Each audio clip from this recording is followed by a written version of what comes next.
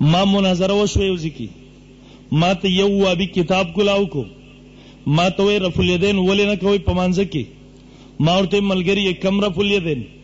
دی ما ته وی رکوع له چې یو د رکوع نه پورته کېږي دا رفع الیدین ولې نه کوئ ما ورته ځکه نه کوم چې دا سنت نه دي ما ورته ځکه نه کوم چې دا سنت نه دي دی ما ته وی ولې سنت نه دي اے امام بخاری رحم الله په خپل صحیح بخاری کې احادیث نه دي نقل کړي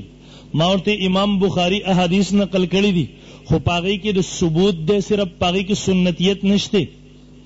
دی ما ته وی نبی علیہ الصلوۃ والسلام نے ثبوت راغې چې نبی علیہ السلام رفع الیدین کړي دي بس سنتیت خود به خود راغې کنه ما ورته نه ملګری دا منطق دی غلط دی دی ما ته وی هغه څنګه ما ورته ملګری زه په بخاری کې احادیث کلاوم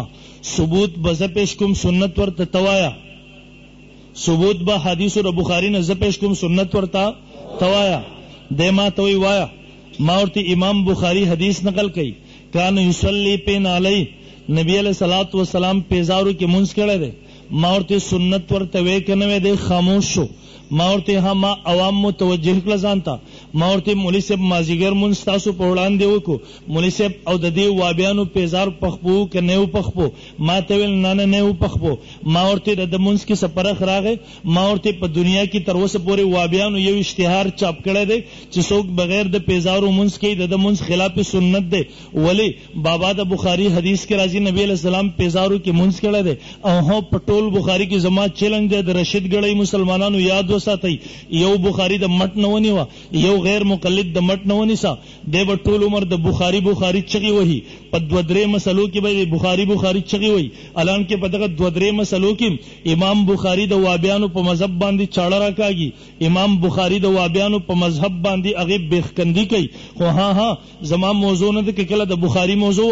ان شاء الله زه په هغه مجلس کې واضح کوم زما په چاټم را روان دي مستقل د غیر مقلدینو مذهب سره د وابیانو مذهب سره ما مستقل 15 مسائل په هغه کې نقل کړی دي چې مسلې دغه مسلې ته امام بخاری رحم الله فرض وای امام بخاری ورته جایز وای غیر مقلدین ورته شرک وای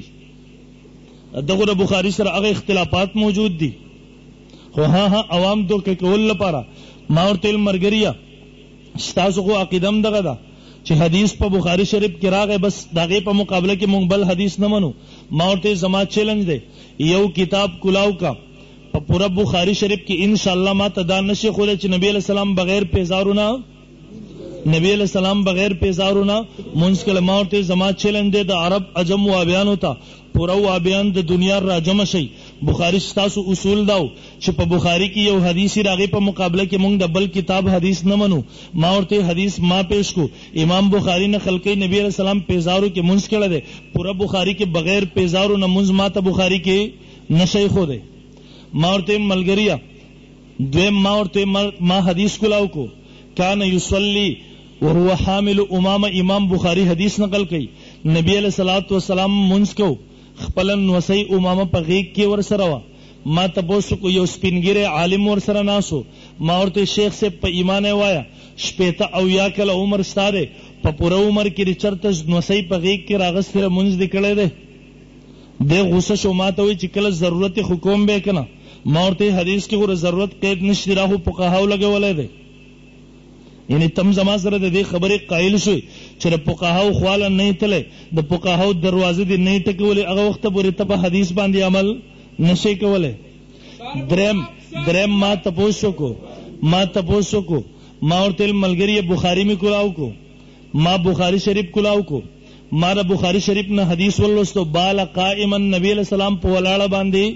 واړه بول کړی دي الته خپکیږي چې تاسو نه زم کنزل نه کوم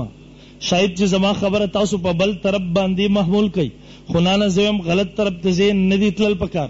ما دا هغه وابیانو نه تاسو کو ما ورته تاسو ر وابیانو خو مذهب دار د خزو د سړو په منځ کې پرخ نشتی د نبی علیہ السلام یو سنت راغی در زنانو د پارم دیر